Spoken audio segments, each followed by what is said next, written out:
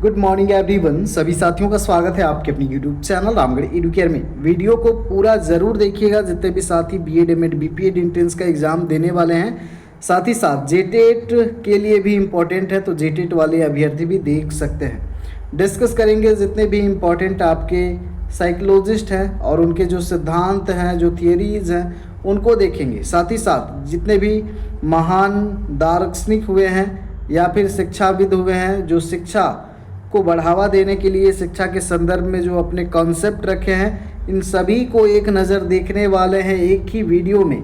साथ ही साथ 50 क्वेश्चन भी प्रैक्टिस के हैं, तो बहुत सारे कॉन्सेप्ट भी आपको समझ में आएंगी और जो चीज़ें बताने वाले हैं वो तो आप लोग जानेंगे। एक्स्ट्रा चीज़ें भी आपको यहाँ डिस्कस कर दी जाएगी जो कि टीचिंग एप्टीट्यूड के लिए हेल्पफुल रहेगा। सबसे पहले बात कर लेते हैं विकास की। तो डेवलपमेंट, विकास के बहुत सारे आयाम होते हैं। शारीरिक विकास होता है, मानसिक विकास होता है, बौद्धिक विकास होता है, आपका संज्ञानात्मक विकास होता है। संज्ञान के अंतर्गत ही मानसिक विकास, बौद्धिक विकास आएगा। आपका नैतिक विकास होता है, चारित्रिक विकास होता है और इमोशनल डेवलपमेंट, आपका संवेगात्मक विकास होता है, सामाजिकरण होता है। ये सभी विकास के पहलू होते हैं साथियों। तो सबसे पहले हम लोग बात करेंगे संज्ञानात्मक विकास की।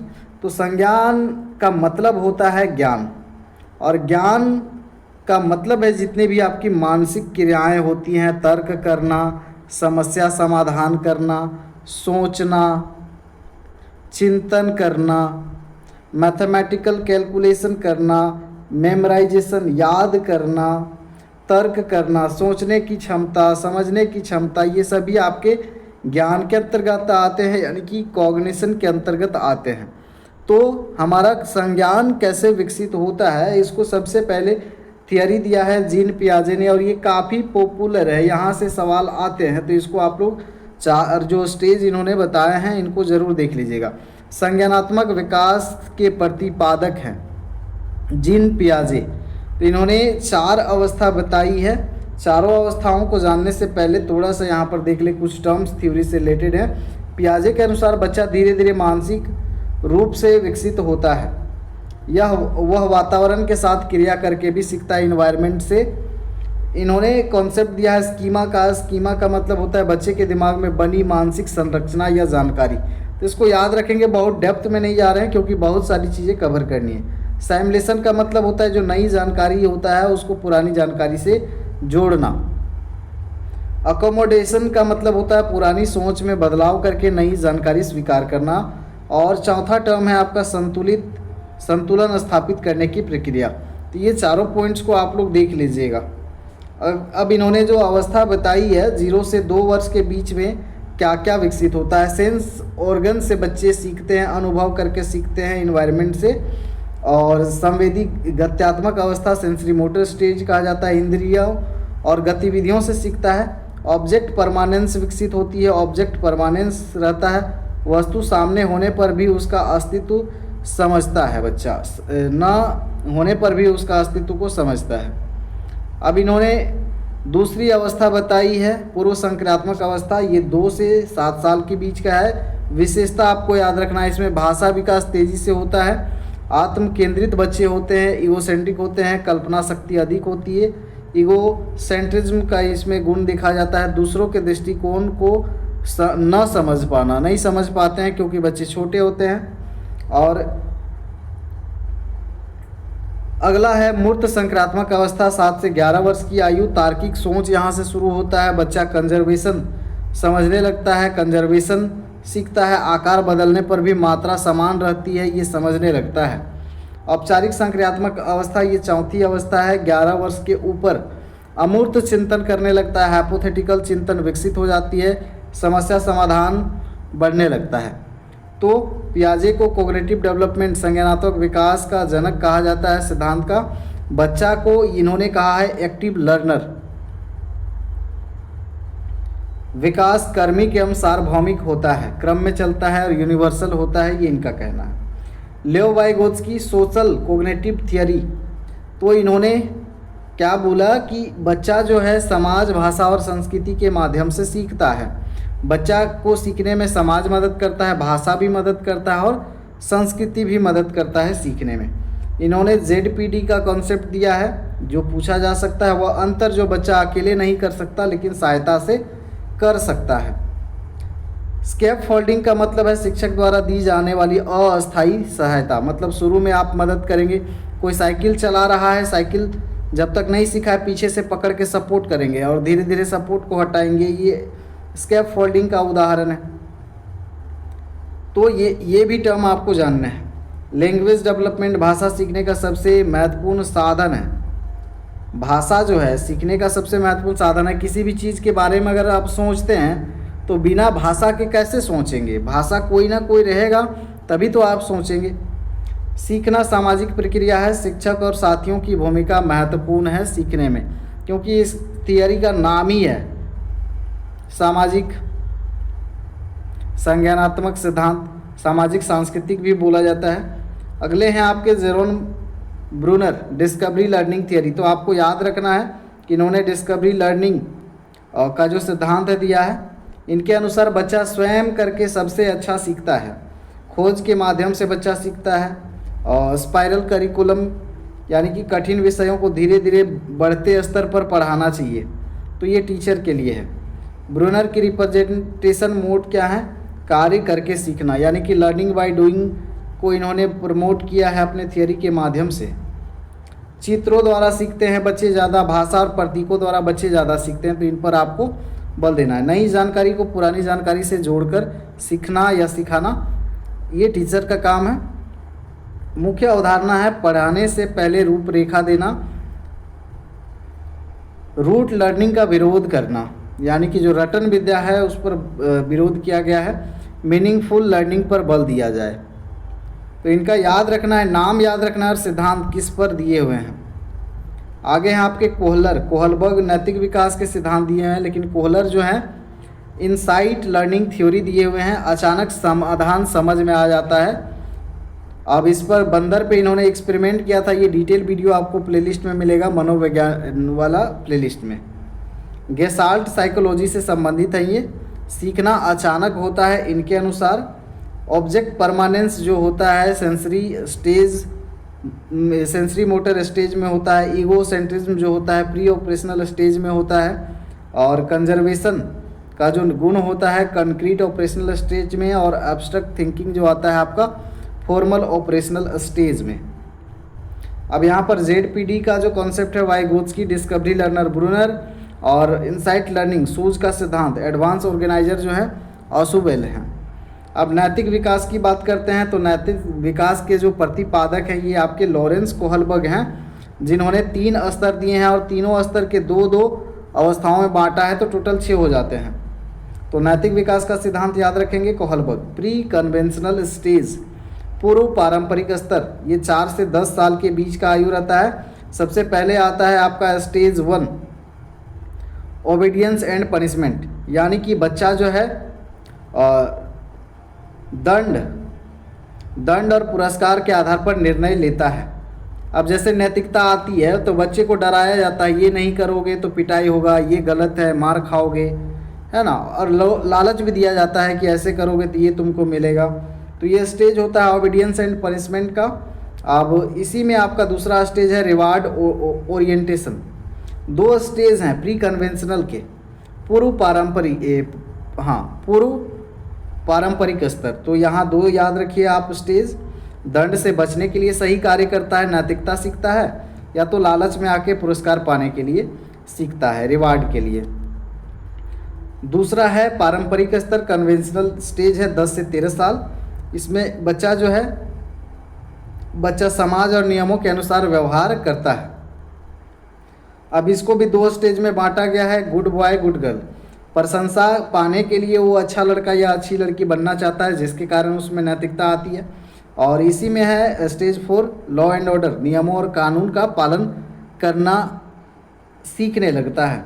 अब ये अंतिम अवस्था है मोरल डेवलपमेंट का, पोस्ट कन्वेंशनल, उत्तर पारंपरिक।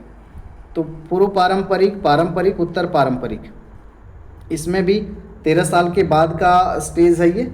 व्यक्ति नैतिक सिद्धांतों के आधार पर निर्णय लेता है, समाज के हित के लिए नियम पर चलता है। स्टेज 6 जो है आपका सार्वभौमिक नैतिकता के आधार पर निर्णय लेता है। तो ये आपके टोटल 6 हो गए। कोहलबर्ग ने पियाजे के सिद्धांत से प्रेरणा ली है और उसी के अकॉर्डिंग इन्होंने नैतिकता को कैटेगराइज किया है। नैतिक विकास कर्मिक होता है ये भी। अब जीन पियाजे जो हैं नैतिक विकास का सिद्धांत भी दिए हुए हैं, लेकिन ज़्यादा पॉपुलर इनका जो सिद्धांत है संज्ञानात्मक विकास का सिद्धांत। नैतिक विकास वाला पॉपुलर है कोहलबर्ग, तो इसीलिए कोहलबर्ग फेमस है नैतिक विकास के लिए। तो इन्होंने 2 अवस्था बताया है पियाजे ने नैतिक विकास के लिए। हेट्रोनॉमस मोरालिटी जो 4 से 7 साल के बीच में है, नियम अस्थायी मानता है, दंड से डरता है जिसके कारण करता है। ऑटोनोमी मोरालिटी में क्या है, नियमों को बदला जा सकता है, इरादों को महत्व देता है 10 साल के बाद। अब संवेग क्या है आपका, क्षणिक होता है, अचानक से ब्लड सर्कुलेशन तेज हो जाता है, आपके हाव भाव बदलने लगते हैं। तो इसमें आपका अचानक खुशी होना, क्रोध होना, डर, प्रेम, घिरना, ये सभी इमोशनल संवेग के टर्म्स हैं। तो इनका अगर विकास होता है तो इमोशनल डेवलपमेंट होता है, यानी कि आपको अपनी भावनाओं को, संवेग इमोशन भी आपका क्या है, भावना है। फिर रोना, उदास होना सिर्फ आपका इमोशन नहीं है, जितने भी चीज़ें होती हैं क्षणिक होती हैं जो आपके द्वारा व्यक्त की जाती हैं वो सभी आपके इमोशन ही हैं। तो एरिक एरिक्सन जो है इन्होंने थियोरी दी है साइकोलॉजिकल डेवलपमेंट थ्योरी। एरिक्सन ने 8 अवस्था बताया है, तो 8वां अवस्था आपको डिटेल में याद नहीं रखना है, बस जानिए कि एरिक्सन ने व्यक्तित्व विकास को 8 अवस्थाओं में बांटा है।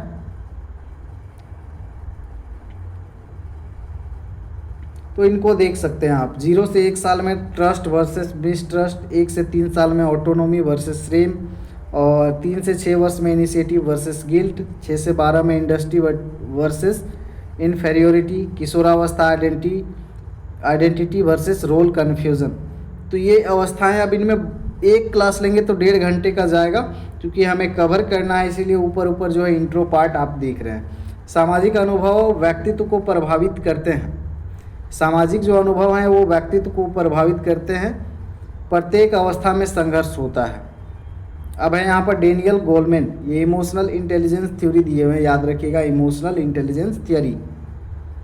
इमोशनल इंटेलिजेंस का अर्थ है अपनी और दूसरों की भावनाओं को समझना और नियंत्रित करना, जिसमें आपका आएगा स्व जागरूकता, सेल्फ रेगुलेशन, मोटिवेशन, एम्पैथी और सोशल स्किल्स। ये आपके डेनियल गोलमैन के द्वारा जो इमोशनल इंटेलिजेंस थ्योरी दिया गया है उनके द्वारा। कभी कभी ईक्यू जो है आईक्यू से अधिक महत्वपूर्ण माना जाता है। शिक्षक में इमोशनल इंटेलिजेंस होना आवश्यक है, तभी तो ये चीज़ें आप समझेंगे। बुद्धि का देख लिया। हार्वर्ड गार्डनर का जो 8 प्रकार हैं इनको आप अच्छे से देख लीजिएगा। सीखने, तर्क करना, समस्या हल करना और अनुकूलन की क्षमता को हम लोग बुद्धि कहते हैं। हार्वर्ड गार्डनर ने 8 बुद्धि के प्रकार बताए हैं। जैसे कुछ प्रकार हैं लिंग्विस्टिक जो हैं ये भाषाई बुद्धि के होते हैं, लॉजिकल जो होते हैं वैज्ञानिक होते हैं, म्यूजिकल जो हैं गायक, बॉडली जो खिलाड़ी, बॉडली मतलब जो है और शरीर के जो अंग हैं उनको अच्छे से कंट्रोल करेगा, जिनको गायक का जो सुर लय है उनका नॉलेज रहेगा। उसके बाद में लॉजिकल जो हैं साइंटिस्ट होंगे जो लॉजिकल थिंकिंग रखते हैं। और इंटरपर्सनल जो हैं दूसरों से कांटेक्ट करना होता है, जैसे नेता। इंट्रापर्सनल स्व जागरूकता, स्व आत्मचिंतन, ये सब दार्शनिक करते हैं, तो ये उदाहरण भी पूछे जाते हैं। पर्यावरण के प्रति जो रुचि रखते हैं या चिंता करते हैं, नेचुरलिस्ट होते हैं आपके। तो यहाँ पर जो है हर बच्चा अलग प्रकार की बुद्धि रखता है, तो ये सभी में विभिन्नताएं होती हैं, इंडिविजुअल डिफरेंस, तो ये सभी में स्पेसिफिक हो सकती हैं। चार्ल्स स्पिरमैन जो है आपके 2 फैक्टर थियरी दिए हैं। द्विकारक बुद्धि का सिद्धांत, जिसमें 2 फैक्टर बताए हैं, जीएस फैक्टर, एक होता है जनरल फैक्टर, एक होता है स्पेसिफिक फैक्टर। तो यहाँ पर अल्फ्रेड बिने जो हैं इंटेलिजेंस टेस्ट किए थे, पहला बुद्धि परीक्षण विकसित किया अल्फ्रेड बिने ने, लेकिन आईक्यू का जो फार्मूला दिया था सबसे पहले टर्मन ने। ये दोनों में कन्फ्यूज़न नहीं होना चाहिए। जो आईक्यू निकालने का फार्मूला है वो दिया है विलियम स्टर्न ने, लेकिन पहला बुद्धि परीक्षण जो है अल्बर्ट बिने ने किया है। बिने साइमन 2 थे, लेकिन बिने का नाम ज़्यादा पॉपुलर है। मोटिवेशन तो हम लोग डिटेल में देखे हैं, तो आवश्यकताओं के अनुसार क्रम दिया है अब्राहम मास्लो ने, तो याद रखिएगा प्रेरणा का सिद्धांत यह है। आवश्यकताओं का क्रम दिया गया है नीड हेरेचरी थ्योरी अब्राहम मॉस्ले के द्वारा। तो यहाँ पर देखिए इन्होंने क्या क्या बताया है, साइकोलॉजिकल नीड्स यानी कि जो प्राथमिक आपकी आवश्यकता होती हैं उनके लिए आप प्रेरित होते हो, जैसे खाना कपड़ा, सेफ्टी के लिए, उसके बाद घर मकान अस्पताल शिक्षा, इसके बाद में लव, आप थोड़ा सा प्यार खोजने लगते हैं, बिलोंगनेस खोजने लगते हैं। फिर स्टीम नीड्स आता है, सेल्फ एक्वाइजिलेशन आता है, एक्चुअलाइजेशन ये अंतिम में आता है। निचली अवस्था पूरी होने पर ही ऊपरी आवश्यकता प्रभावी होती है। मतलब जैसे जैसे आपकी आवश्यकता पूर्ति होती जाएगी आपकी आवश्यकता आगे बढ़ती जाएगी। बीएफ स्किनर हैं, रेनफोर्समेंट थ्योरी दिए हुए हैं, पुरस्कार और दंड मोटिवेशन को प्रभावित करते हैं, यानी कि आप पॉजिटिव रेनफोर्समेंट भी दे सकते हैं पुरस्कार के तौर पर। कोई अच्छा काम कर रहा है तो तारीफ करके आप उसको पॉजिटिव रेनफोर्समेंट दे सकते हैं, लेकिन डरा करके दंड के डर से भी मोटिवेट कर सकते हैं किसी कार्य को करने के लिए, तो ये नेगेटिव रेनफोर्समेंट कहलाएगा। तो ये जो है रेनफोर्समेंट थियरी दिया गया है बीएफ स्किनर के द्वारा। अब इनको एक नज़र देख ले आप। Moral development Kohlberg, miss trust versus mistrust Erikson, emotional intelligence Goleman, multiple intelligence Gardner, IQ formula दिया Stern, G factor Spearman, self actualization Maslow, reinforcement theory Skinners के द्वारा। अब यहाँ चार्ल्स स्पीयरमैन जो है ये तो हमने देख लिया है, आगे देखते हैं। अधिगम का सिद्धांत, लर्निंग का सिद्धांत, यहाँ पर पावलो जो आते हैं, क्लासिकल कंडीशनिंग थियरी, ये अधिगम का सिद्धांत है। अधिगम मतलब क्या है, सीखना, जिसके द्वारा व्यवहार ज्ञान कौशल और अनुभवों में अस्थायी परिवर्तन आता है। तो जब भी हम सीखते हैं परिवर्तन आता है, ये डेफिनेशन है। तो इन्होंने दिया है सिद्धांत शास्त्रीय अनुबंधन का सिद्धांत। कुत्ते पर इन्होंने एक्सपेरिमेंट किया था, पूरा एक्सपेरिमेंट वाला वीडियो के लिए वही आपको साइकोलॉजी वाला प्लेलिस्ट में जाना होगा। तो इनका थ्योरी को SRB थ्योरी कहा जाता है यहाँ पर, और सीखना उत्तेजना एवं प्रक्रिया से संबंधित होता है। तो इनका कहना है, पावलोव का कहना है। एडवर्ड थॉर्नडाइक हैं, ये प्रयास और त्रुटि का सिद्धांत दिए हुए हैं। इन्होंने बिल्ली पर एक्सपेरिमेंट किया था। उसके बाद में इन्होंने और भी 3 नियम इसमें ऐड किया है।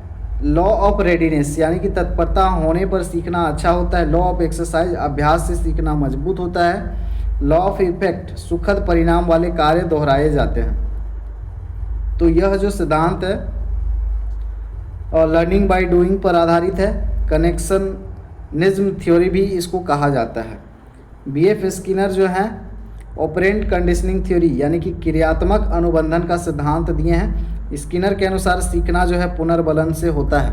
रेनफोर्समेंट जो कि आपने देखा, पॉजिटिव रेनफोर्समेंट और नेगेटिव रेनफोर्समेंट। तो पॉजिटिव रेनफोर्समेंट में अच्छे कार्य पर पुरस्कार देना, नेगेटिव रेनफोर्समेंट यानी कि अप्रिय स्थिति हटाकर व्यवहार बढ़ाना, पनिशमेंट मतलब गलत व्यवहार कम करने के लिए। तो ये जो है स्किनर बॉक्स प्रयोग प्रसिद्ध है इनके लिए। प्रोग्राम लर्निंग का ये समर्थन करते हैं। जॉन बी वॉटसन है आपके बेहरिज्म थ्योरी दिए हुए हैं। व्यवहारवाद का सिद्धांत वॉटसन की याद रखिएगा। व्यवहार वातावरण से बनता है, ये वॉटसन का कथन है। सीखना बाहरी वातावरण से प्रभावित होता है। हाँ, बाहरी वातावरण, जैसा वातावरण मिलेगा वैसा आप सीखेंगे। तो इनका कहना है। इन्होंने ऑब्जर्वेबल बिहेवियर पर बल दिया है। आगे आते हैं आपके कोहलर, जो कि इसका हमने देख लिए इनसाइट लर्निंग का सिद्धांत दिए हुए हैं। सूज, Albert Bandura, social learning theory, इन्होंने सामाजिक अधिगम सिद्धांत दिया है। एक ऊपर और भी देखा था आपने, वो सामाजिक सांस्कृतिक था तो वो अलग था।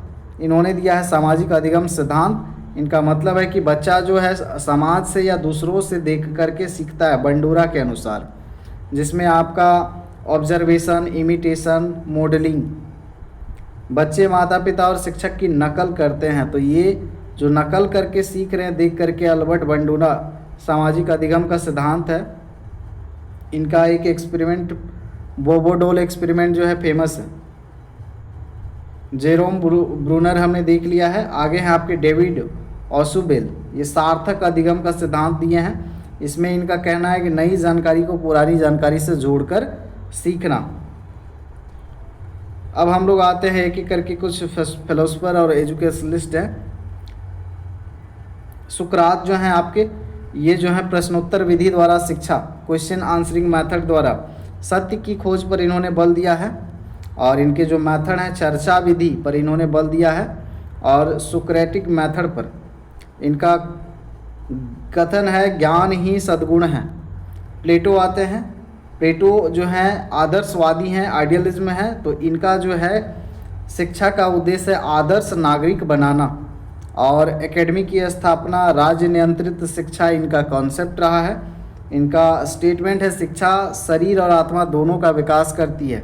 अरिस्टो आते हैं। अरिस्टोल यथार्थवादी हैं, रियलिज्म है, तो यथार्थवादी हैं, तो अनुभव आधारित शिक्षा पर इन्होंने बल दिया है अरिस्टो ने। और इंडक्टिव मेथड, एक होता है डिडक्टिव मेथड, एक होता है इंडक्टिव मेथड, तो शिक्षण विधियों में हमने डिस्कस किया है। लॉजिक पर इन्होंने बल दिया है। मनुष्य सामाजिक प्राणी है, इनका मानना है। अब आते हैं Rousseau, Jean Jacques Rousseau.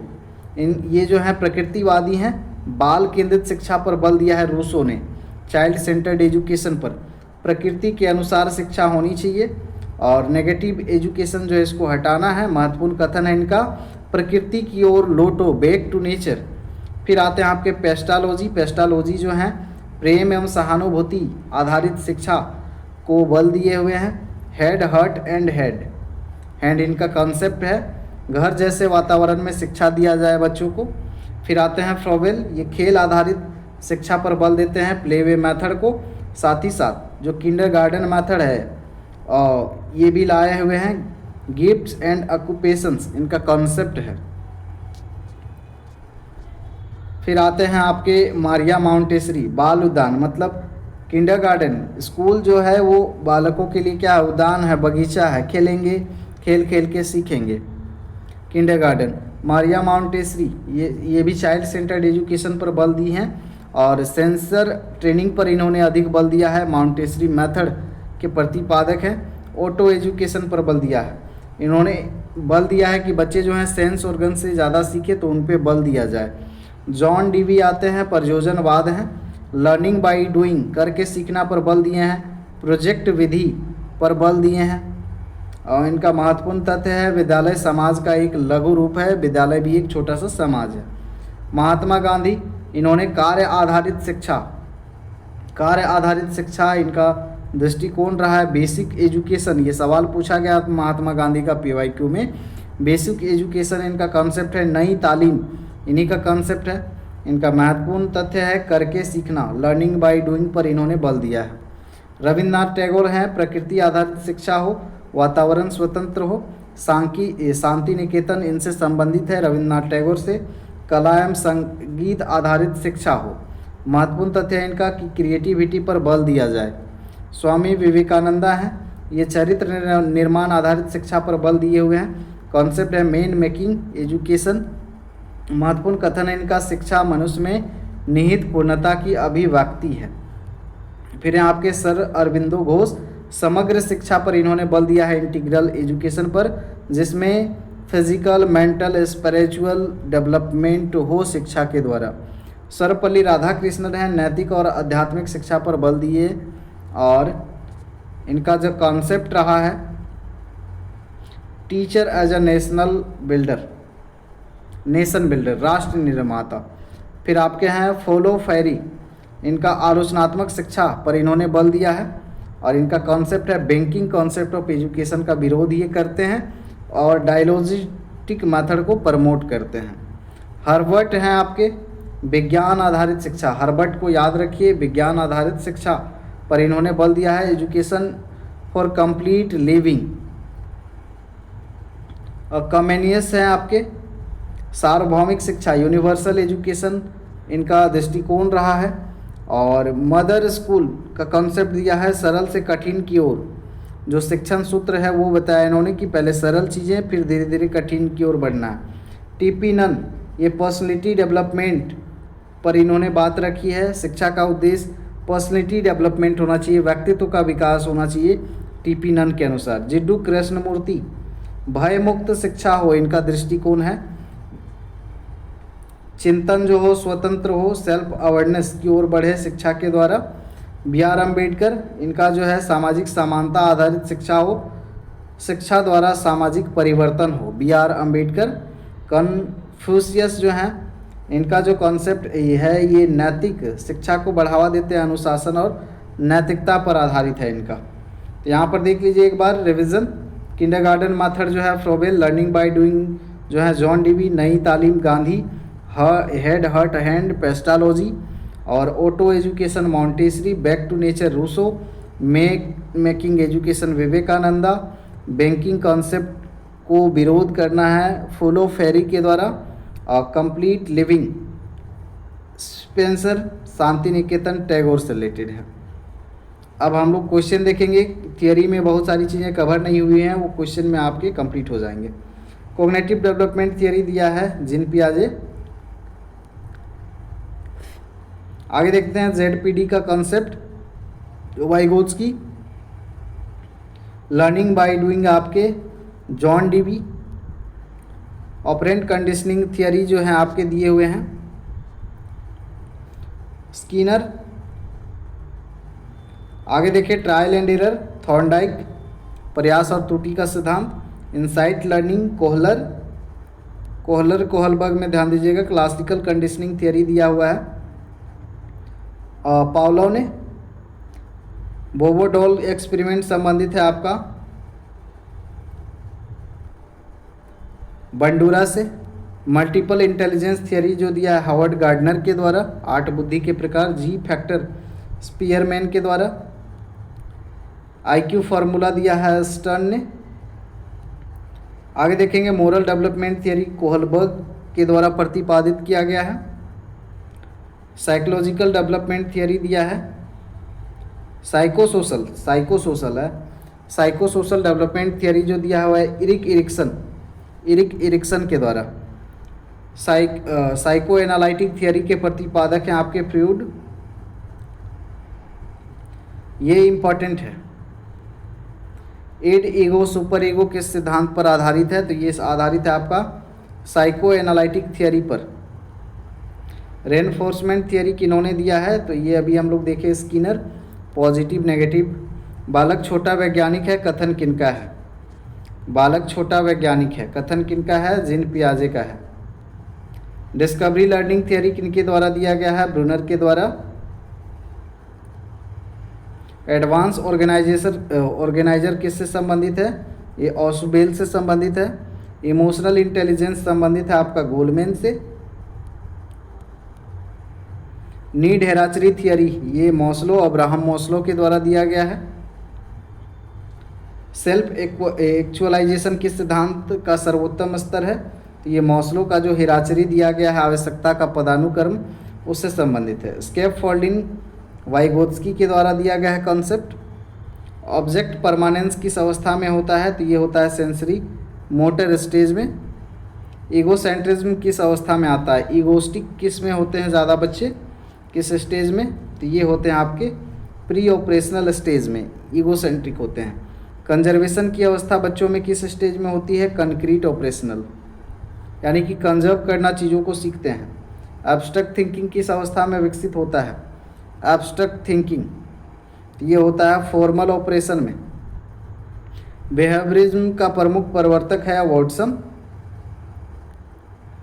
Learning by imitation किससे संबंधित है? बंडूरा पावलोव या फिर आपका बंडूरा हो जाएगा। लॉ ऑफ इफेक्ट ये भी किससे संबंधित है? थॉर्नडाइक से संबंधित है। आगे देखिए सवाल, बैक टू नेचर किसका सिद्धांत है? रूसो। किंडरगार्टन पद्धति के जनक आपके कौन हैं? आपके किंडरगार्टन जो है आपके फ्रोबेल ने किंडरगार्टन मॉडल तथा बाल उद्यान की अवधारणा दी है। लर्निंग बाय डूइंग करके सीखना संबंधित है जॉन डीवी से। आगे देखते हैं हम लोग, हेड हर्ट एंड हेड संबंधित है आपका पेस्टालॉजी से। नई तालीम गांधी जी से संबंधित है। ऑटो एजुकेशन शिक्षण किस पद्धति संबंधित है? Auto education Montessori method.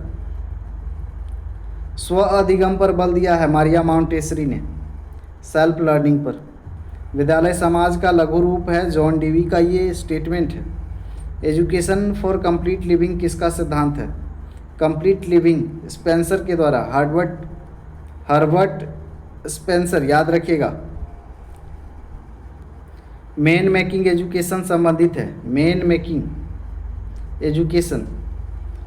Making education आपका विवेकानंदा से संबंधित है। बेकिंग कॉन्सेप्ट ऑफ एजुकेशन का विरोध किसने किया है? Banking concept of education, फ्रेरी।